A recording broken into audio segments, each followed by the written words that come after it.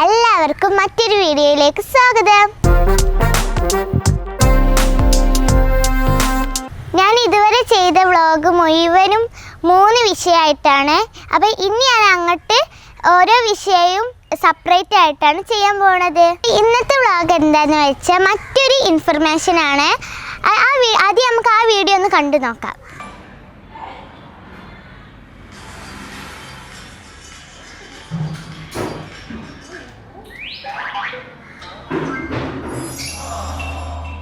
കുട്ടികളുടെ ഫോണിൻ്റെ അമിതമായ ഉപയോഗമാണ് നമ്മളിപ്പോൾ കണ്ടിട്ടുള്ളത്.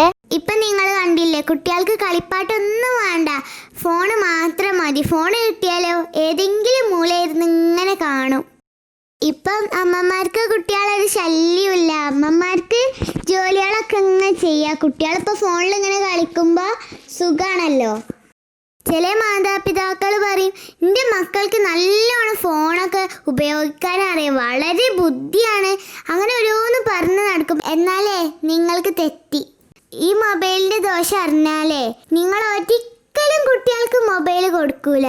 അമിതമായിട്ട് കുട്ടികൾ മൊബൈലൊക്കെ യൂസ് ചെയ്യല്ലോ, അങ്ങനത്തെ കുട്ടികൾക്ക് ബ്ലഡ് ക്യാൻസർ അടക്കം നിരവധി രോഗങ്ങൾ ഉണ്ടാകാനുള്ള സാധ്യത ഉണ്ട് എന്നാണ് പുതിയ പഠന റിപ്പോർട്ട് പറയുന്നത്. അമിതമായി ദേഷ്യപ്പെടും, പിന്നെ പഠിക്കൂല, അങ്ങനെ ഓരോന്ന് ഉണ്ടാവും. കുട്ടികൾ അമിതമായി ഫോൺ ഉപയോഗിച്ചാൽ കാഴ്ചയൊക്കെ പോകും, പിന്നെ പഠിക്കാതെക്കും, ദേഷ്യപ്പെടും, കുട്ടികളുടെ മാനസിക വളർച്ച കുറയും. ഏത് നേരം വീഡിയോ ഗെയിം കളിക്കുന്ന കുട്ടികളൊക്കെ ഉണ്ടാവും. അങ്ങനത്തെ കുട്ടികൾക്ക് ആത്മഹത്യാ പ്രവണത കൂടാനൊക്കെ സാധ്യത ഉണ്ട്. ഇവർക്ക് ഭാവനാശേഷി വളരെ കുറവായിരിക്കും, ബുദ്ധി വികാസം കുറയും. കുട്ടികൾ കൂടുതൽ നേരം ഇങ്ങനെ കുനിഞ്ഞിരിക്കുമ്പോൾ ഒരു നട്ടലിൻ്റെ വളർച്ചയെ ബാധിക്കും. അതുപോലെ തന്നെ തല ഇങ്ങനെ താത്തി നിൽക്കുമ്പോൾ കുട്ടികളെ കഴുത്തിന് വേദനയും പിന്നെ തലവേദനയും ഒക്കെ ഉണ്ടാവും. ഭക്ഷണം കഴിക്കാത്ത കുട്ടികൾക്കും പിന്നെ പറഞ്ഞു കേൾക്കാത്ത കുട്ടികൾക്കും നിങ്ങൾ മൊബൈലൊക്കെ കൊടുക്കല്ലേ, അങ്ങനൊന്നും കൊടുക്കാൻ പാടില്ല. കുട്ടികളെ 1 മണിക്കൂറിലധികം ടിവിയും മൊബൈലും കളിക്കാൻ കൊടുക്കരുത്.